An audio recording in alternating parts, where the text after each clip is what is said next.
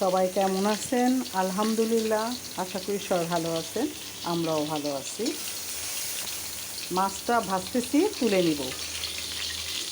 আসসালামু আলাইকুম। আরও মাছ করছি। এখন মশলাটা দিয়ে দিব। আমি রান্না করব রসুন মরিচ তেলাপিয়া মাছের। তেলাপিয়া মাছটা সবজিটা খেতে ভালো লাগে না, এভাবে যদি রান্না করেন অবশ্যই ভালো লাগবে খেতে। এখানে দেওয়া হয়েছে একটু টক, রসুন আর পেঁয়াজ আর কাঁচামরিচ, লাল পাকা কাঁচামরিচ, আর অন্য কিছু এটার সাথে আমি অ্যাড করব না। আর একটু চিনি দিব, আর একটু কালার আসার জন্য একটু মশলা দেব।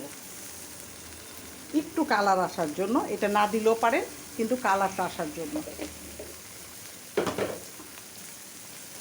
এটা সব দেওয়া আছে, এখন এটা কষাতে থাকবে।